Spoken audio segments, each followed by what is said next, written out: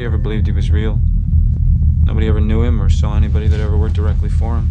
But to hear Kobayashi tell it anybody could have worked for Soze, you never knew. That was his power. The greatest trick the devil ever pulled was convincing the world he didn't exist. And no one ever really believes. Do you believe in him, Verbal? Keaton always said, I don't believe in God, but I'm afraid of him. Well, I believe in God. And the only thing that scares me is Kaiser Soze. Oscar winner Kevin Spacey is apologizing to fellow actor Anthony Rapp over a new harassment claim. Rapp said Spacey made a sexual advance on him when he was 14 years old. Rapp appears on the CBS All Access series Star Trek Discovery. He said by sharing his story, he is, quote, standing on the shoulders of the many courageous women and men who have been speaking out to shine a light and hopefully make a difference. Netflix announcing the end of House of Cards, and Spacey also losing an award. Isn't that right? That's right, Robin. We all know Kevin Spacey has been one of the most praised actors in Hollywood, but this morning he is now facing a storm of criticism on social media and beyond. Good morning. Spacey tweeted he does not remember the alleged encounter, which Rapp detailed in an interview with BuzzFeed.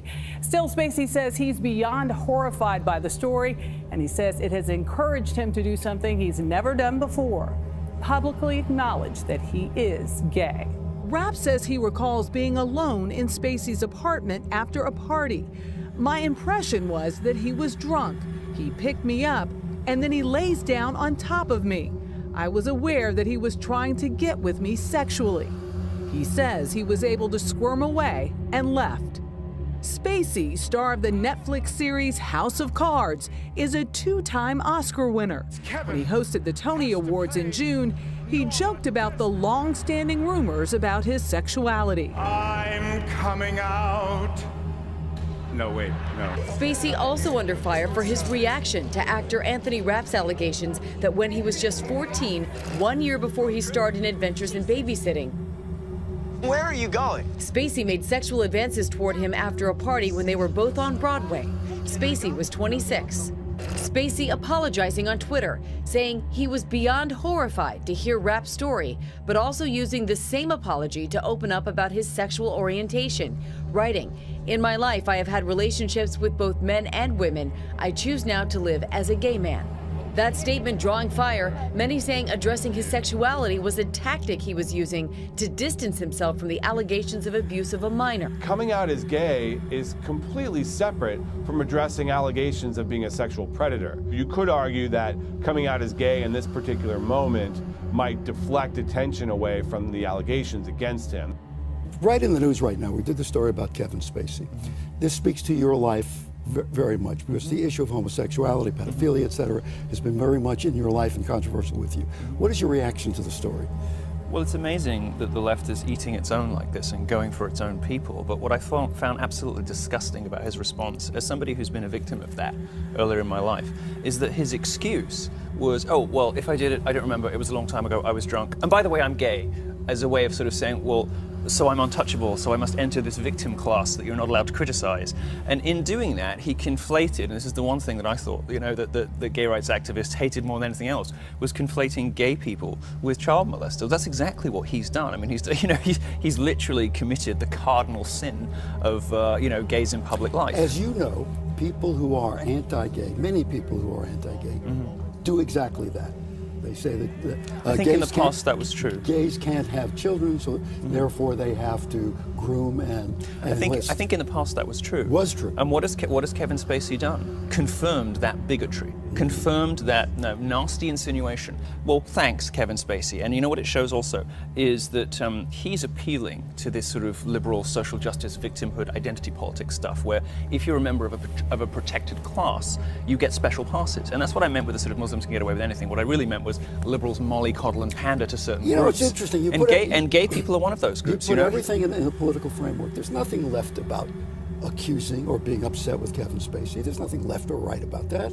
Well, there shouldn't be. But it's interesting, his reaction was designed to elicit a particular kind of protective response. And that protective response is a result of identity politics. And we got to ask you too. Obviously you're sick and tired of talking about Kevin Spacey, but how was it work? Because he's such a great actor. Did cloud like a great show. Like we could just talk about House of Cards being awesome. Yeah. But now that has to be attached. It have right? to, or it's because obviously it's a great project to be involved with as an artist and creatively.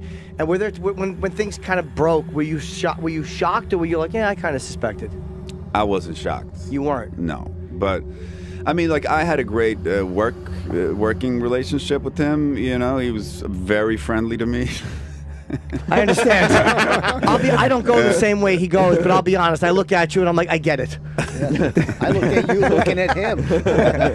Oh, so now it's. He was a fan of yours. He was friendly. He was very happy that I was there. Okay. So, yeah. He wished you played his bodyguard. And you did Baby Driver with Spacey, and then all this stuff happens. Obviously, there's no signs when that's happening. But do you look back and go like, oh yeah, that was a little. Hey, look, man, I remember being on that set, and I remember him really rubbing me the wrong way. You know, it's funny. Anybody who I was working with at the time, and people in my life remember me saying it. And a lot of people reached out to me, when that happened. And I think for me, you got to understand, I started out in this thing. I was a theater actor, and when I was a young man, I got to go to London, and it was a crazy opportunity for me. And the first thing that I did when I was in London, I went and saw The Iceman Cometh, starring Kevin Spacey. 4.5-hour play with him right there. And I was sitting in the front row, I was looking with my neck straight up, and I remember when that play was over, I just jumped up and gave a standing ovation, which is something I guess they don't do in London or something, because he looked right at me. And it was an unbelievably sort of like transformative experience in my life watching what he did, and he was one of my favorite actors. Going on to that set, and working with him, I wasn't there much, and I wasn't really in a situation to judge. But when I was there, he really rubbed me the wrong way. I thought he was a bit of a bully. I thought he was. I thought that he. I didn't really care for the way he was behaving towards some of the other people on set. And sexually or aggressive? I think a combination. When someone is happy that you're there, let's just say when somebody who's maybe into you and you're not into that person in general, how do you allow them to know, I'm glad you're happy, I'm here, but let's keep it polite and move on. Yeah. How do you allow them to know that? I mean, I think it's to me it's pretty simple. What's he gonna do? He can't. I'm just being, I'm talking to him and I'm being polite and I'm laughing, if we're having fun. But there's just. Did he try to get touchy and handsy-feely? No, he did one thing. One time when he was like, Joel, we were doing this big scene and there was a lot of extras around. It was like this big ballroom, and I walked in. It was like my first scene of the day, and he'd already been shooting, and he was in the middle of changing his shirt. And then I walked in, and he was like, Joel! He was like very happy to see me. And then while I walked up, he was like tucking in his shirt, but his, the pants was buttoned, but the fly was open. So while he was like tucking in, he like ran his hands through the flyer and wanted to shake my hand that way. Through his fly? Through his flyer. So I was like, all right, I'll give you a fist bump. Like that was. Then he turned around. So when you say that you weren't shocked, is it because you had heard things, or just because you're like, anybody that tries to shake your hand through their fly is probably got something going on? No, but I mean, I think with Kevin it was sort of. I mean, I don't want to like get into it too much, but sure. It's like you'd heard stories, Sure, but it's all rumors. But yeah. Who do we have that said? John Bernthal came on and he was talking about, and he said that he was abusive to people on set. I was surprised that John said that, but he goes, "Did you notice that? Was he? Obviously, he was nice to you on Baby Driver. Yeah. But did you see? Was he yelling at people or no? No. I mean, he was perfectly professional. Oh, okay. So you saw the better side. Acting towards people in a way that I remember at the time thinking, man, if that was a woman that he was talking to, I would have done something. I would have said something, and I was really happy to sort of get out of there. And I remember for that reason. And I just remember losing a ton of respect for him. And nowhere did I see anything like some of the allegations that have come up against him. And I think it would be weak and of me to sort of like pile on about some shit that I don't know about. Right. But the kind of man he was, when I saw him working with him, made me lose all respect for him, and I was enormously disappointed. It kind of is amazing, though, that like in the last year, all these big projects that you're doing end up somehow getting attached to these big other awful stories, news right? Stories, yeah.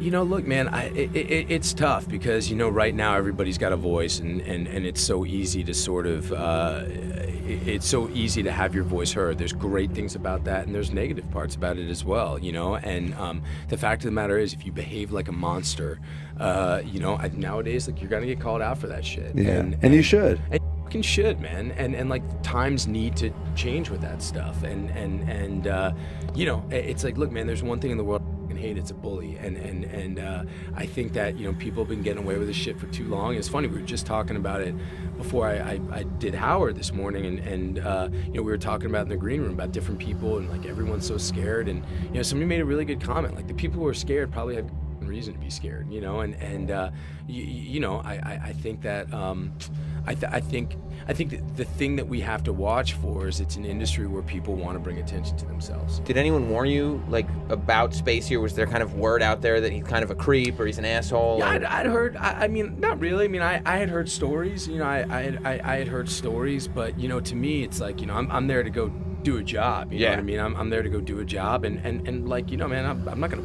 I walked onto that set, and I'm just like, I got immense respect for this guy. He's one of my favorite actors, you know. He's enormously talented, so that's what I walked in with. And, you know, it didn't take a long time for me. How long until it were you like, no, it didn't take me long. What do you want me to talk about? Yeah. A fraud? No, it wasn't a fraud, but I'll be glad to talk to you if you'll shut up and let me talk. Now.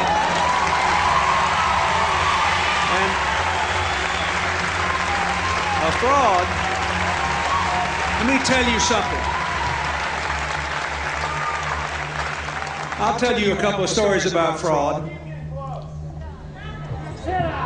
The Bohemian Club, as you say, the Bohemian Club, that's where all those rich Republicans go up and stand naked against redwood trees, right? I've never been to the Bohemian Club, but you ought to go. It'd be good for you. Get some fresh air.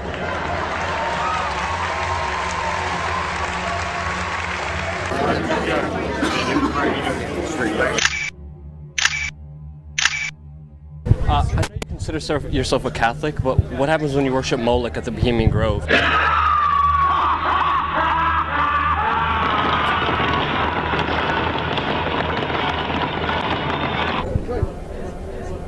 New York Post says that male prostitutes are shipped into the Bohemian Grove.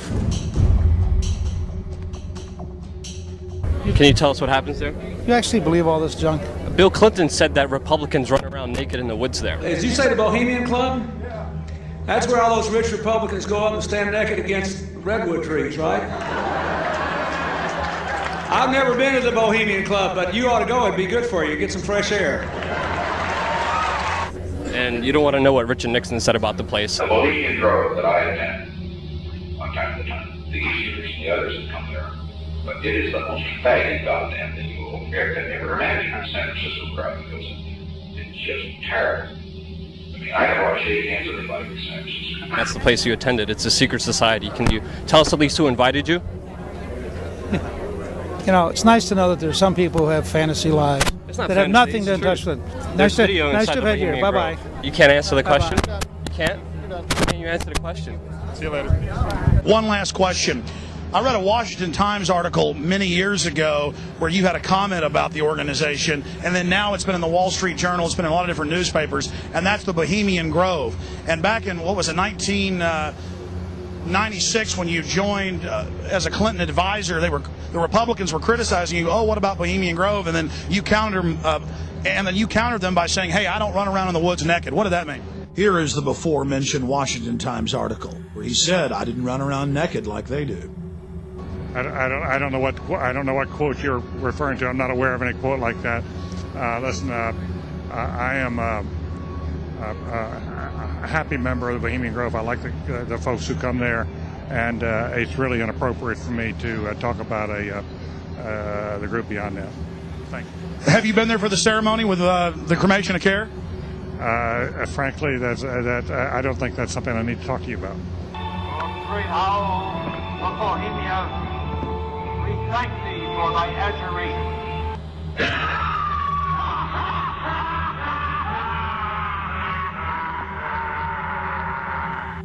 Yes, sir. First question? Yeah. I'm sorry.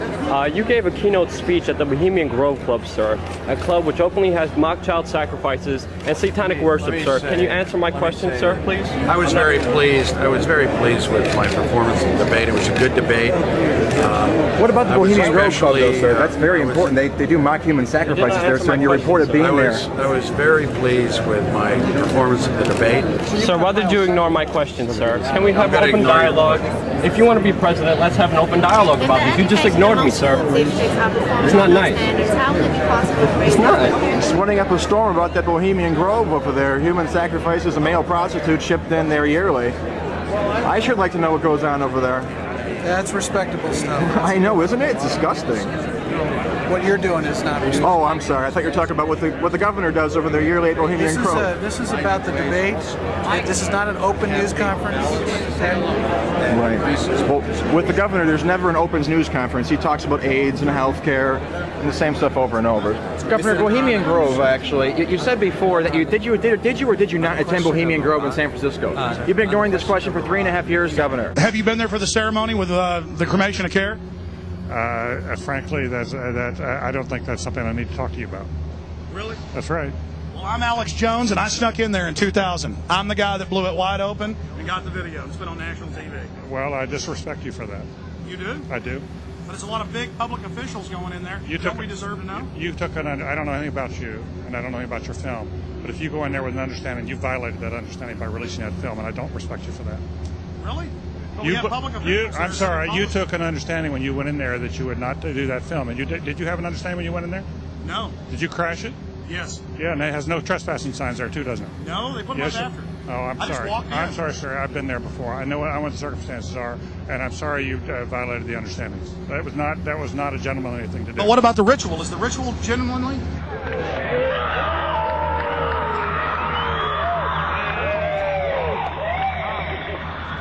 Sir, everything.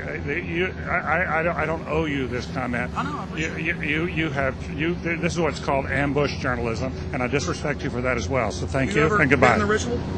That's none of your damn business. Oh. That's right. Listen. You go around and make understandings with people and violate them. You ambush people on the streets, and that's inappropriate form of journalism. If you wish to practice that, that's fine, but don't ask others to respect you for it.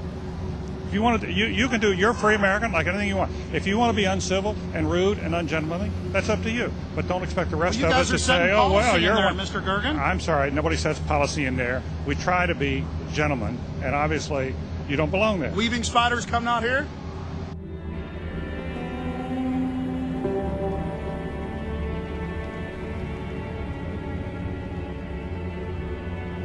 Crow of Elysium, we honor thee. We honor thee, we honor thee, we honor thee. No mortal flame can destroy common woe. Just one fire can conquer. Fire that burns in the fields of Elysium. Hail, brothers, many brothers. Brothers many, make brothers one. Hail fellowship, hail Crow in his verdant kingdom. Common woe be done. Hail, brothers, common woe be done. Set us free, set us free, set us free, set us free, set us free, set us free, set us free, set us free, set us free, set us free, set us free, set us free, set us free. Yeah. Look around. Some of the most powerful men in the world are gathered in this clearing. Members of one of our country's most exclusive clubs. Invitation only, unless, of course, you invite yourself. They gather here to seek God between the branches of these magnificent trees. They eat together, they next to each other, and they carve up the world like a Sunday roast. This is where the real power is.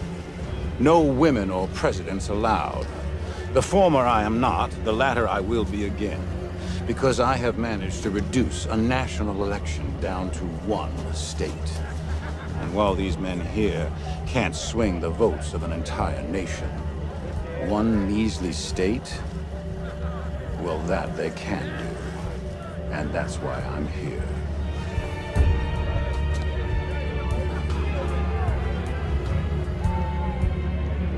So welcome to Elysian Fields.